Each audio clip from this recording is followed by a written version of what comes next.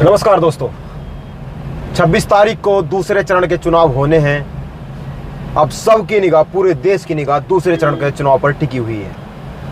प्रथम चरण का चुनाव आपने देखा, परसेंटेज ऑफ वोट जो है काफ़ी हद तक कम रहा। जहां मुस्लिमों में परसेंटेज बढ़ती थी, वहां पर मुस्लिमों में अब की बार परसेंटेज कम रहा। अब दूसरे चरण के चुनाव में हम बागपत में कई दिन से लगातार कवरेज कर रहे हैं और हमारे साथ में बात करने के लिए अनिल मावी जी हैं और राजनीति को अच्छे से समझते हैं। मावी जी, स्वागत है आपका। जी नमस्कार।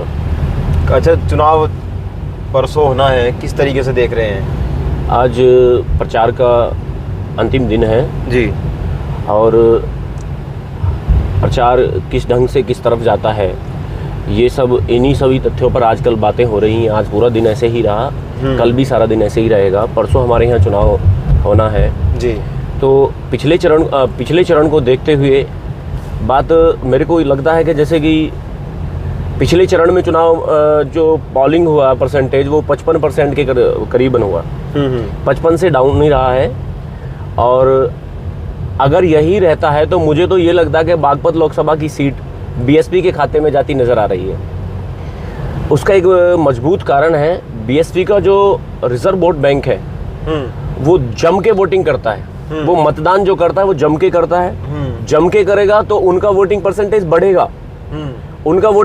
बढ़ेगा, बाकी अदर का वो घटने वाला है ही।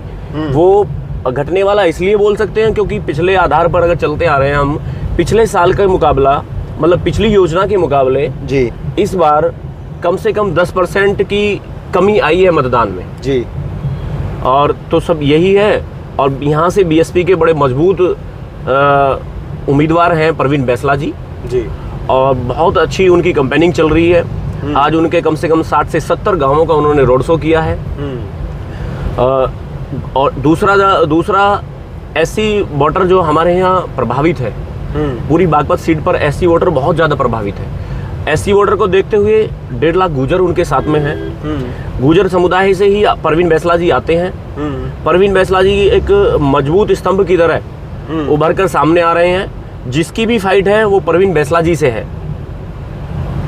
हम नहीं कह सकते किससे फाइट है, पर जो भी है फर्स्ट ऑफ मानते हैं कि हम प्रवीण बैसला जी बागपत लोकसभा सीट पे टक्कर दे रहे हैं।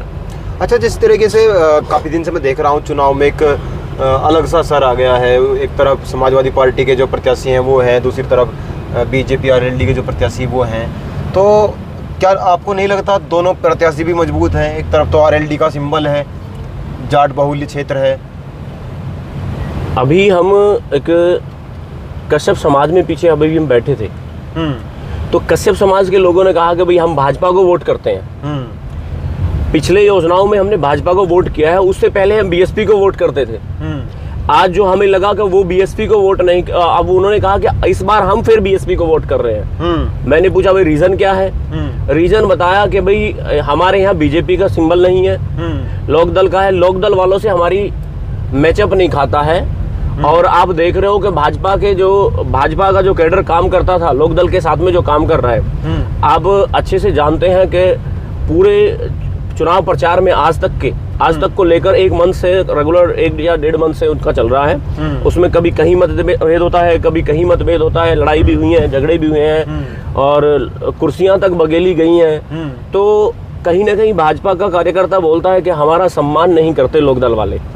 तो ऐसे ही वो सब वोटर भी, हाँ, गैर जाट ओबीसी वोटर काफ़ी हद तक बीएसपी के साथ आ रहा है। बागपत सीट का अनुमान, मैं बागपत सीट पे मैं 10 दिन से घूम रहा हूँ, तो मुझे तो लग रहा है कि बागपत सीट बीएसपी के खाते में जाती नजर आ रही है। अच्छा, अगर क्योंकि पूरा सोच समझ कर अखिलेश यादव जी ने टिकट दिया है, हालांकि सभी सोच समझ कर ही देते हैं, लेकिन कहते हैं ब्राह्मण भी यहाँ 1.5 लाख के लगभग है, मुस्लिम है, और अगर 3 लाख मुस्लिम और 1.5 लाख ब्राह्मण मिल गया और भी अदर भी 4.5 लाख तो लगभग यही बैठ गए। वो आंकड़ों को देखो, आंकड़े आज तक कोई जातिगत समीकरण तो हुआ नहीं है, जातिगत जनगणना कोई हुई नहीं है। लोग तथ्यों पर बात करते हैं, आधारित है। तो हम तो जहाँ तक मानते हैं कि 55 से 60 हजार वोट पंडितों का है, ब्राह्मण वोट है।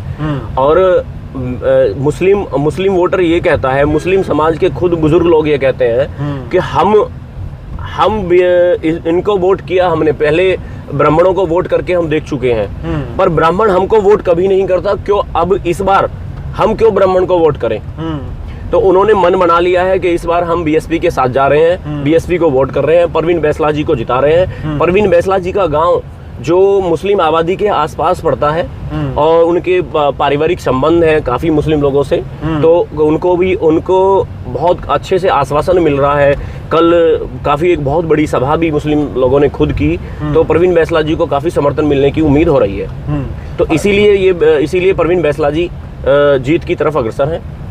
आपने देखा होगा हर जगह जितने भी लोकसभा सीट हैं ज़्यादातर योगी जी आए, जयंत जी आए, शामली में मैंने देखा योगी जी 2 बार आए, लेकिन मायावती जी नज़र नहीं आ रही है। जिस तरीके से उनका प्रचार प्रसार हुआ करता था, एक समय था कि उनकी तूती बोलती थी और वो जहाँ भी जाती थी एक तरफा भीड़ उमड़ पड़ती थी, लेकिन अब वो नज़र नहीं आता है। क्या कारण रहे होंगे इसके पीछे? क्या इस चीज़ का भी प्रभाव पड़ने वाला है वोटर पर?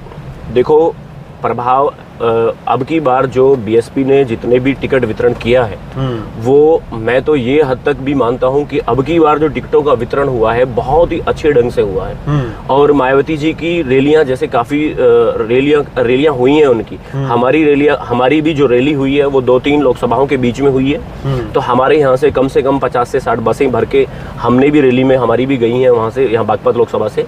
तो हम तो ये मानते हैं कि इस बार उन्होंने अपने प्रचार में भी इजाफा किया है और उनका वोटर भी इजाफे की तरफ ही चल रहा है। इसलिए अभी हम देख रहे थे ऐसी समाज से होके आ रहे थे, तो ऐसी समाज कहता है कि हम पूरा लामबंद होके जो हमारी गलतियां रही हैं उन गलतियों को हम बिल्कुल नहीं करेंगे। इस बार हमें गलतियां दोहरानी नहीं है और हमें 70% प्लस वोट अबाव करना है। 70% से भी ज़्यादा मतदान इस बार करना है तो करना है। हम काम तब करेंगे, पहले मतदान करेंगे।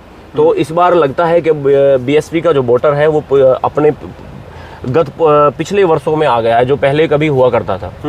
तो इस बार उम्मीद है कि बीएसपी को बहुत भारी इजाफा होने वाला है। अच्छा, अगर चुनाव जिस तरीके से हिंदू मुस्लिम पर होता है, अगर इस तरीके से हुआ फिर तो बीजेपी बाजी मार जाएगी, तो क्या आपको नहीं लगता चुनाव इस तरफ जा सकता है? हिंदू मुस्लिम में ही चुनाव, अगर हिंदू मुस्लिम चुनाव होता है तो फिर विकास कहाँ गया? विकास, अगर मोदी जी विकास की बात करते हैं, मोदी जी नए नए एजेंडे लाते हैं, तो फिर हिंदू मुस्लिम पे ही लड़ना है, तो फिर विकास की बात करें क्यों? विकास बिल्कुल जीरो है। 5 किलो राशन दिया जाता है। खुद एससी समाज के लोग, जो एससी समाज के लोग भी खुद ये कहते हैं कि हमें राशन नहीं चाहिए, हमें विकास चाहिए, नौकरियां चाहिए, हमें बहुत हद तक विकास चाहिए, जो वो और कानून व्यवस्था बहुत अच्छी हो। इसीलिए वो बीएसपी को दोहराना चाहते हैं। तो आपको लगता है कि अब की बार बीएसपी यहाँ बड़ा अच्छा वोट लेने जा रही है? मैं काफ़ी टाइम से बागपत लोकसभा सीट पे हूँ, तो मेरे को यहाँ लग रहा है कि यहाँ बहुत अच्छा इजाफा बीएसपी को होने वाला है। जी जी। तो अभी लगातार हम भी क्षेत्र में जा रहे हैं और कोशिश कर रहे हैं ये जानने की कि अब की बार बागपत में क्या होने वाला है। इसके बाद हम हरियाणा की यात्रा करने की कोशिश करेंगे जहाँ जहाँ चुनाव हो रहे हैं, क्योंकि अभी हम इतना मजबूत नहीं हो पाए हैं और ताकि हम दूर तक जा सकें, तो कोशिश रहती है कि अपने मित्रों के साथ, अपने लोगों के साथ थोड़े दायरे में घूम सकें और ये जान सकें कि वहाँ चला क्या हुआ है। अब इसके बाद चुनाव 26 में चुनाव होने हैं और अब फिर हरियाणा का नंबर है, करनाल बहुत बड़ी लोकसभा सीट है, उस पर हम जाएंगे, वहाँ कवरेज करने की कोशिश करेंगे। हरियाणा की और भी जो लोकसभा है उन पर भी कोशिश करेंगे कि वहाँ भी हम जा सकें और बात कर सकें किसानों के मुद्दे क्या हैं, मजदूरों के मुद्दे क्या हैं, क्या अब की बार फिर हिंदू मुस्लिम पर चुनाव हो रहा है या फिर और चीज़ों पर चुनाव हो रहा है। खैर, जुड़े रहे आप गांव गुआंढ के साथ। जय हिंद, जय भारत।